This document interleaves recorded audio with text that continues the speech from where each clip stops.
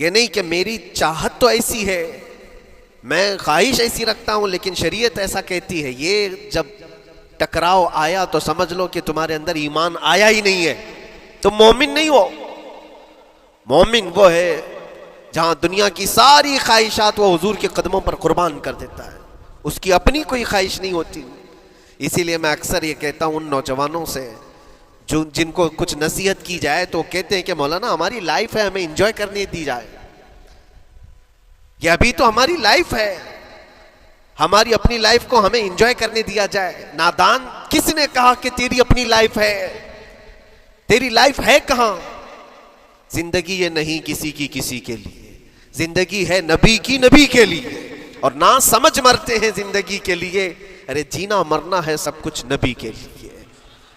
جو خواہشات کو لا کر کے حضور کے قدموں پر رکھ دیتا ہے تو پھر وہ کہتا ہے میرے عزیزوں، وہ پھر آ کر کے یہ کہتا ہے اپنی خواہشات، اپنی طبیعت جہاں سب مر جاتی ہے آدمی کی، اس کی اپنی کچھ نہیں ہوتی، تب اس مومن کی زبان سے یہ نکلتا ہے یا رسول اللہ زمین و زمان تمہارے لیے، مکین و مکان تمہارے لیے، چنین و چنا تمہارے لیے، بنے تو جہاں تمہارے لیے، ہم آئے یہاں تمہارے لیے، اٹھے بھی وہاں حضور کے لیے۔ اس کا اپنا کچھ نہیں ہوتا، اپنی خواہش ہوگی تو میں کرتا رہے گا، اور جتنی خواہشات کے پیچھے بھاگتا رہے گا دنیا اس کا پیچھا کبھی نہیں چھوڑتی، اور نہ ہی دنیا اس کو کبھی سیراب ہونے دے گی، کبھی پیٹ بھرنے دے گی ہی نہیں۔ وہ بھوکا ہی رہے گا، وہ پیاسا ہی رہے گا جو دنیا کے پیچھے بھاگتا ہے۔ ایک مرتبہ سیدنا عبداللہ ابن مسعود رضی اللہ تعالیٰ عنہ غمگین بیٹھے ہوئے تھے، کسی بات کا غم ہوگا، نبی پاک صلی اللہ تعالیٰ علیہ وسلم کا گزر ہو رہا تھا، آپ نے دیکھا، حضرت عبداللہ ابن مسعود سے پوچھا کہ غم کیوں ہے؟ تو آپ خاموش رہے، تو اللہ کے نبی صلی اللہ علیہ وسلم نے ایک جملہ فرمایا جو آج ہم سب کے لیے سبق ہے میرے عزیزوں۔ فرماتے ہیں لا تکثر ہمک ما یقدر یکن، اپنے غم کو زیادہ مت بڑھا، جتنا لکھا ہے اتنا مل کے رہے گا، وما ترزق یأتک، جتنا اللہ نے رزق لکھا ہے وہ آ کر رہے گا، وہ تیرے پاس آ جائے گا۔ غم کب بڑھتے ہیں انسانوں کے؟ ہمارے اندر جو ٹینشن جس کو آپ کہہ رہے ہو، فرسٹریشن کہہ رہے ہو، یہ سب چیزیں انسان کی زندگی میں کب آتی ہیں؟ جب یہ اپنی لو اور اپنی خواہشات دنیا سے لگاتا ہے۔ خالق سے اگر لگاتا ہے تو پھر اس کے غم نہیں بڑھتے، بلکہ غموں کا مداوا ہے۔ اسی لیے بزرگوں نے فرمایا کہ اگر ٹینشن فری جینا چاہتے ہو تو انسانوں سے امیدیں کم کر لو، اللہ کی ذات سے یقین بڑھا لو، اس کی ذات سے یقین بڑھاؤ۔ ہم نے دیکھا ہے اپنی زندگی میں جس سے ہم ملتے رہے، جس سے کچھ خواہشیں رکھتے رہے یا جس کے متعلق کچھ امیدیں وابستہ کر رکھی، یہاں امیدیں ٹوٹ جاتی ہیں، پھر انسان کا غم بڑھتا ہے، انسان مغموم ہو جاتا ہے۔ اللہ کی ذات سے جو وابستہ ہوا اور وہاں جو آس لگایا وہ ہر دن بشاشت کے ساتھ جیتا ہے، یقین کے ساتھ جیتا ہے۔ اسی لیے میرے عزیزوں، یہاں جس نے بھی اپنے خواہشات کو دنیا کے ساتھ لگایا ہے اسے کم کرنا ہے۔ لا تکثر ہمک ما یقدر یکن، اللہ کے نبی فرماتے ہیں اپنے غموں کو زیادہ مت کر، جتنا لکھا ہے اتنا تجھے مل کر رہے گا۔ اس دار فانی میں، اس عمل کی دنیا میں ہم نے اپنے بہت ساری چیزیں پھیلا رکھی ہیں۔ ایک چیز میں آپ کو بتاؤں کہ کبھی کبھار میں دیکھتا ہوں موبائل کو، اب سب کے ہاتھوں میں موبائل ہے، اور کبھی کبھار یہ اسٹک بھی ہوتا ہے، اچھی کمپنیوں کے موبائل بھی اسٹک ہو جاتے ہیں، یا تو کبھی بہت زیادہ بیٹری گرم ہو جاتی ہے اور موبائل بھی گرم ہونے لگتا ہے۔ پھر اس کا حل کیا ہے؟ ایکسپرٹ سے پوچھتے ہیں موبائل کبھی ہینگ ہو رہا ہے یا کبھی بہت بیٹری گرم ہو رہی ہے، اس کے ریزن کیا ہے؟ تو وہ ایکسپرٹ یہی بتاتے ہیں کہ اس کے اوپر اوور لوڈ ہو سکتا ہے، بہت زیادہ اس میں ڈاٹا جمع ہو چکا ہے اور پھر بیک گراؤنڈ میں ایکٹیو ہے بہت زیادہ، جس کی وجہ سے بیٹری ہارمفل ہے، بہت زیادہ گرم ہو جاتی ہے، یا تو پھر ایک ساتھ کئی چیزیں اس کے اندر ڈال دی جاتی ہیں تو اس کا پروسیس کم ہو جاتا ہے، اسٹک ہو جاتی ہے۔ یہ تو موبائل ہے جو تمہیں سکھا رہا ہے۔ یہی چیز ہے دنیا کے ہمارے اس لائف میں، ہماری زندگی میں بہت زیادہ چیزیں اگر دماغ میں آ جاتی ہیں تو پھر دماغ گرم بھی ہو جاتا ہے اور اسٹک بھی ہوتا ہے، ہر چیز سوچنے سے بھی عاری ہو جاتا ہے، صحیح طریقے کے فیصلے نہیں لے پاتا۔ اچھا نقصان کیا ہے اس کا؟ سیم ہم نے موبائل ایکسپرٹ سے بھی پوچھا، جب موبائل بہت زیادہ گرم ہونے لگے یا اسٹک ہونے لگے تو اس کو کیا کرنا چاہیے؟ تو ایکسپرٹس بتاتے ہیں کہ اس کے ریڈیشن بہت زیادہ ہوتے ہیں اس وقت، اور یہ نقصان پہنچا سکتا ہے. جو استعمال کر رہا ہے اس کے دماغ پر بھی اثر کرے گا، آس پاس کے لوگوں پر بھی اثر کرے گا. ایک موبائل کے اوپر اگر زیادہ لوڈ آ جائے تو اس کے ریڈیشن آس پاس سب کو خراب کرتے ہیں. یہی حال انسان کی زندگی کا ہے. تمہارے دماغ کے اوپر اگر غم زیادہ بیٹھ گئے اور بہت زیادہ دماغ حاوی ہو گیا تو خود کا تو نقصان کرو گی ہی، آس پاس جتنے ہیں سب کا نقصان کرو گے. تمہاری وجہ سے تمہارے ماں باپ بھی پریشان، تمہاری اولاد، تمہارے بیوی بچے سب اس پہ ان سب چیزوں میں ملوث ہو جاتے ہیں. اب اس کا علاج کیا ہے؟ کہا گیا موبائل کو آف کر دو، ڈیٹا کم کر دو، اس کے اندر سے کچھ چیزیں ڈیلیٹ کر دو، پھر یہ اپنے نارمل حالت میں آ جائے گا. سیم آپ کے لیے بھی ہے، دماغ میں دنیا کے بہت سارے فطور بھرے ہو تو تھوڑی چیزیں ڈیلیٹ کر دو، تھوڑے دنوں کے لیے اپنی اس ایکٹیو لائف کو روک دو اور آ جاؤ اللہ کی بارگاہ میں اور آنکھ بند کر کے اس کی طرف لو لگاؤ. اس لیے کہ ہماری بیٹری جو چارج ہوگی وہ خالق کائنات سے ہی ہوگی، بنانے والا ہی بہتر جانتا ہے اس کی زندگی کس چیز سے چلتی ہے. اور اسی لیے کہا ہے، امام غزالی رحمۃ اللہ تعالیٰ علیہ فرماتے ہیں، جو بندہ اللہ کے ذکر سے کئی دن تک غافل ہوتا ہے تو مردہ لاش ہے جو چل رہا ہے، بازاروں میں جو چل پھر رہا ہے، ذکر الہی نہیں کرتا تو اس کی روح ختم ہونے کے قریب آئی ہے، یہ زندہ لاش ہے. یہاں زمانے ہو گئے، مہینوں بیت گئے، برسوں ہو جاتے ہیں، کتنے دن ایسے ہیں آپ نے اللہ کے ذکر کے لیے الگ سے وقت نکالا ہو؟ کہاں ہے وقت؟ نماز بھی ایسے پڑھ کر کے بھاگ جاتے ہیں جیسے لگتا ہے کہ کوئی چیز ہمارے اوپر سوار تھی، جلدی سے ہٹا دی اور بھاگ گیا.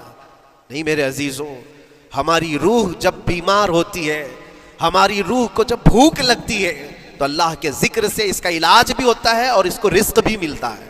لیکن ہم رزق دیتے ہی نہیں. کبھی آپ نے دیکھا ہماری باڈی کو، صبح ناشتہ نہ کرو، دوپہر میں کھانا نہ کھاؤ تو شام تک ہمارا جسم ہچکولے لینے لگتا ہے، چکر آنے لگ جاتے ہیں. کیوں؟ جسم 2 وقت کے کھانے کو چھوڑنا برداشت نہیں کر پاتا، کمزوری آ جاتی ہے. جسم کو بھوک لگتی ہے، ہمیں کھانا دینا اسے ضروری ہے. اسی طرح اللہ نے ہماری جو روح بنایا ہے، روح کو بھی رزق کی ضرورت ہے. اور روح کا رزق کیا ہے؟ روح کا کھانا پینا کیا ہے؟ کاجو بادام میوے پستے کھا کر کے روح کو طاقتور نہیں بنا سکتے. فرمایا گیا روح کی غذا اللہ کا ذکر ہے. جب بندہ اللہ کا ذکر کرتا ہے تو اس کی روح کو طاقت ملتی ہے اور روح کمزور نہیں رہتی، طاقتور بن جاتی ہے. عزیزان گرامی وقار، پھر میں خلاصتاً یہ بات کہوں گا کہ ہم نے دنیا میں اتنی ساری چیزیں پھیلا لی ہیں، اتنے سارے، جس کی وجہ سے غموں کا بوجھ ہمارے دماغ پر طاری ہے. اور ایک وقت وہ آئے گا جب ساری چیزیں چھوڑ کر کے فوراً بھاگنا پڑے گا، نکلنا پڑے گا. کچھ لوگوں کے متعلق کہا گیا ہے کہ روح نکلنے کے وقت اس کو بہت تکلیف ہوتی ہے. سب کے لیے نہیں، کچھ ایسے لوگ ہیں جن کے روح نکلنے کے وقت درد زیادہ ہوتا ہے، تکلیف زیادہ ہوتی ہے مرنے کے وقت. پوچھا گیا کیوں؟ کہا کہ یہ روح جو ہے اس کی ساری بنائی ہوئی چیزوں میں اٹکی ہوئی ہے، اس کی اولاد میں بھی ہے، اس کے مال میں بھی لگی ہوئی ہے، اس کے گھر میں بھی لگی ہوئی ہے، اس کے جائیداد میں بھی لگی ہوئی. روح جب نکل رہی ہوتی ہے ان سب چیزوں سے بھی نکل رہی ہے، جہاں جہاں اس کی خواہشات لگی ہوئی تھی سب جگہ سے کھینچا جا رہا ہے. تو درد بڑھتا چلا جاتا ہے، تکلیف بڑھتی چلی جاتی ہے. اور پھر وہ جب دیکھ رہا ہوتا ہے خالی ہاتھ جا رہا ہو، تکلیف زیادہ ہوتی. اسی لیے میرے عزیز اللہ کے نبی صلی اللہ تعالیٰ علیہ وسلم کا جب آخری وقت آیا، آپ کے وصال کا وقت آیا، حضور نے اپنی بیویوں کو بلایا، ازواج مطہرات کو بلایا اور پوچھا کہ کس کے پاس کتنا سونا ہے، کتنا زیور ہے. ازواج مطہرات نے کہا میرے پاس اتنا ہے، ان کے پاس اتنا ہے. سب نے اپنے چاندی سونے کے زیورات لا کر پیش کر دیا. حضور پاک صلی اللہ علیہ وسلم نے فرمایا اے میری بیویوں، اے میری ازواج، اگر تم چاہو تو یہ سب اللہ کی راہ میں خیرات کر دو، اللہ کی راہ میں اس کو وقف کر دو، خیرات کر دو. بیویوں نے پوچھا یا رسول اللہ صلی اللہ علیہ وسلم، کیا آج سے سونا چاندی پہننا حرام ہو گیا ہے؟ کیا ہمارے لیے ناجائز ہو گیا ہے؟ نبی پاک صلی اللہ علیہ وسلم نے فرمایا نہیں، زینت تو تمہارے ہی لیے ہے، سونا اور چاندی تمہارے لیے ہے، حرام نہیں ہے، ناجائز نہیں ہے. لیکن میں دیکھ رہا ہوں میری زندگی کا آخری وقت آ گیا، میں رب ذوالجلال کی بارگاہ میں جانے والا ہوں. میں یہ چاہتا ہوں کہ اس حال میں دنیا سے جاؤں کہ میرے گھر میں سونا چاندی کا کوئی ٹکڑا پڑا ہوا نہ ہو اور اللہ کی بارگاہ میں فقیر اٹھایا جاؤ. یہ نبی پاک صلی اللہ تعالیٰ علیہ وسلم کی خواہش ہے کہ میں اللہ کی بارگاہ میں اس حال میں جاؤں کہ میرے گھر میں کوئی چیز رکھی ہوئی نہ ہو، सोना और चांदी मालो दौलत, क्योंकि मेरे अजीजों इसी से अंदाजा करो इंसान अपनी ख्वाहिशात में इतना घिर जाता है कि इससे निकलना उसके लिए मुश्किल होता है। और रूह निकलने के वक्त यही तो तकलीफ होती है कि कहाँ कहाँ क्या क्या बनाया था, कितना जमा किया था, हिसाब करते करते उसकी रूह निकल जाती है। हमने देखा है, मैं अपना एक तजुर्बा बताता हूँ। उम्रा से हम वापस आ रहे थे, 40 लोगों का काफिला था, एयरपोर्ट पर पहुँचे, बहुत ताख़ीर हो चुकी थी और फ्लाइट का वक्त बहुत कम रह गया था। और हाजी लोग माशाअल्लाह जाते हैं तो खूब भर भर करके सामान भी लेते हैं, क्या क्या सामान थे सबके पास। और हमारा बार बार जाना आना होता है, मैं कभी कोई ज़्यादा चीज़ें रखता नहीं। हम तो आगे निकले, ग्रुप पूरा था और सारे लोग सामान लेकर खड़े थे।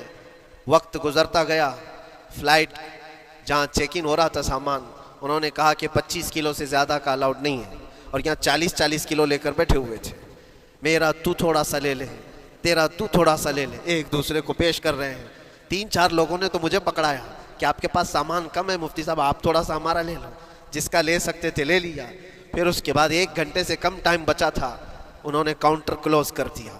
मैंने देखा 20 से 25 हाजी ऐसे हैं जिनका सामान बिखरा हुआ है, और क्या ले जा सकते हैं हाथ में, वो भी 7 किलो 8 किलो इतना ही था। उनकी ख्वाहिशात में देख रहा था, कोई मुसल्ला उठाता है, कोई खजूर उठाता है, कोई कहता है नहीं मेरे बच्चों के लिए खिलौने लिया था इसको ले लेता हूँ। वो ले लो तो मुसल्ले छोड़ना पड़ता है, ये ले लो तो खजूर छोड़ना पड़ जाता है। किसी न किसी तरह से वो लोग आखिरी वक्त तो 4 चीज़ें लेकर के निकल रहे थे, और बिखरा हुआ पूरा सामान एयरपोर्ट पर ऐसे ही मौजूद था। 1-2 किलो नहीं, कितने किलो का सामान छोड़ करके यूं ही आना पड़ा। या तो फिर फ्लाइट के सफ़र पे जाओ या सामान में लगे रहो, 2 ही ऑप्शन थे। और कौन वो छोटे सामान के लिए अपना सफ़र मुलतवी करता। वापस आए, हसरत भरी निगाहों से देखते रहे अपने सामान को, और फिर अंदर आकर जब बैठे मेरे जहन में ये बात गूंजने लगी, यही हालत होती होगी जब इंसान दुनिया से जा रहा होता है, जब यहाँ से रुखसती का वक्त आता है और मलकुल मौत सर पर आकर खड़ा हो जाता है। रूह निकलने के लिए भी थोड़ा सा वक्त बाकी है, बस मिनटों में भी नहीं रह गया। जब उसको नजर आता है, अब ये सोचता है इतनी नमाजें बाकी रह गई, इतनी ज़कात भी रह गई, हज भी था, और भी कुछ चीज़ें किसी के देने के बाकी थे, कर्जे भी थे, किस चीज़ की नसीहत करूं, किस चीज़ की वसीयत करूं। फलां जगह एक घर खरीद करके उसके डॉक्यूमेंट तो वहाँ रखा था, बेटे को भी नहीं बताया, बेटी को भी नहीं बताया, पता नहीं किसके हाथ लग जाएगा। ये ख्वाहिशात घूमती रहती है, वो किसी को बता भी नहीं पाता। इधर मलकुल मौत रूह निकाल कर निकल पड़ती। ये इंसान की शॉर्ट लाइफ है, मुख्तसर सी जिंदगी है, जहाँ ये ख्वाहिशात धरी की धरी रह जाती हैं। इसीलिए शेख सादी ने बहुत अच्छी बात फरमाई। एक बादशाह ने ऐलान किया था अपने वजीरों में से एक को, उससे बहुत खुश हुआ और कहा जा आज तुझे मैं इतनी जायदाद दूंगा, इतनी ज़मीन, इतनी प्रॉपर्टी दूंगा, जितना तू अपने हाथ में एक लकड़ी लेकर घेर देगा, जितनी ज़मीन तू घेरेगा उतनी तेरे नाम लिख दूंगा। लेकिन उसके लिए एक शर्त है, सुबह ये लकड़ी लेकर तू राउंड मारना और इतना गोल सर्कल बनाना सूरज डूबने से पहले पहले तक, जितनी ज़मीन घेर लेगा वो पूरी तेरे नाम पर। उसने सोचा कि इतनी बड़ी ज़मीन मैं घेर सकता हूँ, एक पूरे दिन। मियाँ मुंबई वाले अच्छी तरह जानते हैं, 4x4 की जगह मिल जाए तो यहाँ कितनी बड़ी गनीमत होती।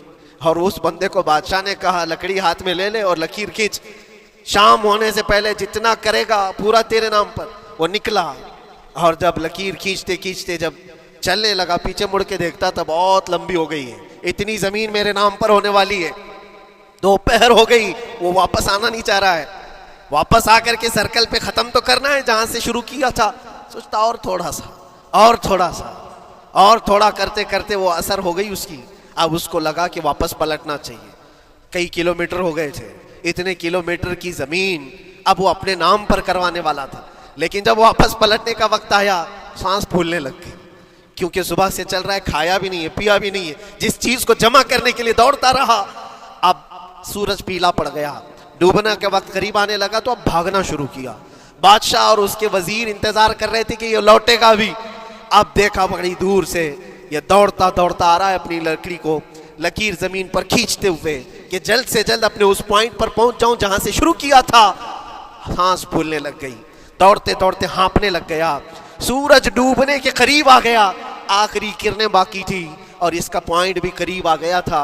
دوڑتے دوڑتے کسی طرح سورج غروب ہونے سے پہلے پہنچ گیا وہاں پر، لیکن کثرت سے بھاگنے کی وجہ سے ٹھوکر کھا کر کے گر گیا اور اپنے اس پوائنٹ پر لکڑی لا کر کے جمع کر دیا. بہت بڑا سرکل، بہت بڑی لکیر کھینچا تھا، لیکن ایسا گرا کہ دوبارہ اٹھ نہیں سکا. جب سپاہی اٹھانے کو آئے تو اس کی موت ہو چکی تھی، اس کی روح نکل چکی تھی. اتنا دوڑا تھا اس کی روح نکل گئی. بادشاہ نے کہا اس نے صبح سے لے کر شام تک اپنے نام جائیداد کرنے کے لیے اتنی دوڑ لگائی، بہت لمبی لکیر کھینچا، اتنی بڑی پراپرٹیز کے نام پر ہوتی، لیکن عقل مند دانشور تھا بادشاہ.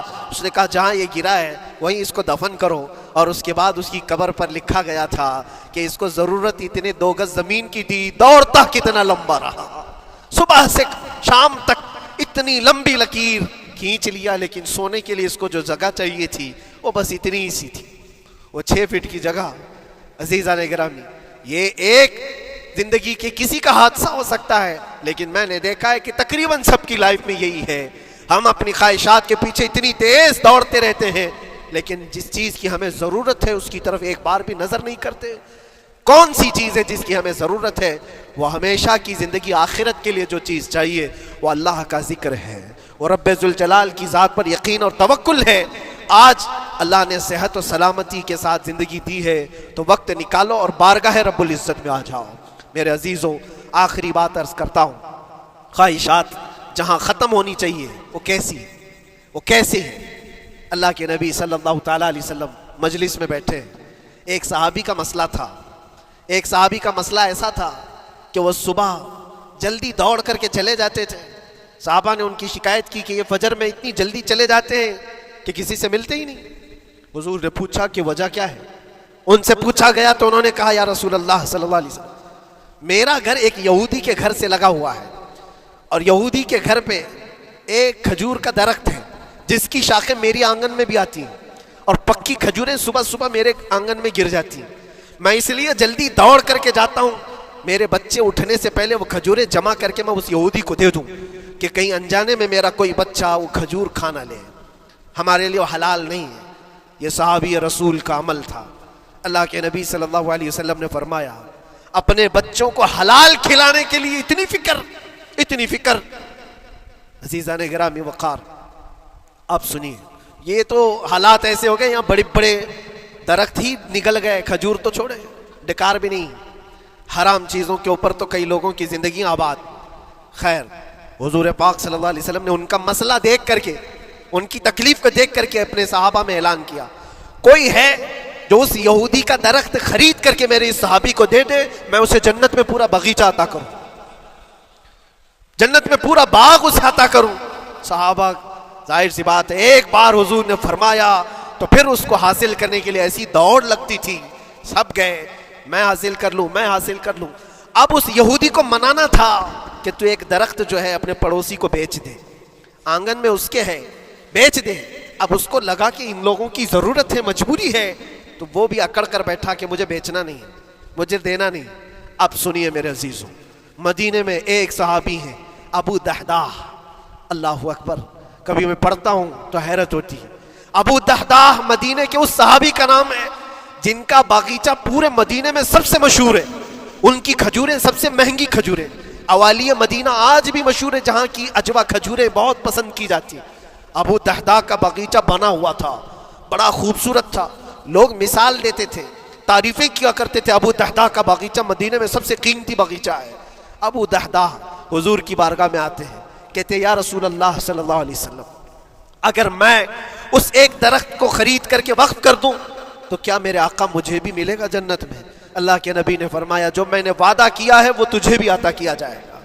ابو دحداح کہتے ہیں اس یہودی کے پاس سیدھے آتے ہیں، کہا کہ تو ایک درخت بیچ دے گا، بدلے میں تجھے بہت اچھی قیمت دیتا ہوں. اس نے کہا کیا دو گے؟ کہا مدینے میں ابو دحداح کا باغیچہ تمہیں پتا ہے؟ اس نے کہا ہاں جانتا ہوں، نام بہت سنا ہوا ہے. کہا وہ پورا باغیچہ اس ایک درخت کے بدلے دے دیا جائے گا، ایک درخت کے بدلے دے دیا جائے گا. اس یہودی نے کہا کیا مذاق کر رہے ہو؟ یہ کیا مذاق ہے؟ میرے آنگن میں اگے ہوئے ایک درخت کی وجہ سے ابو دحداح کا اتنا قیمتی باغیچہ دے دیا جائے گا؟ یہ کیسے پاسبل ہے؟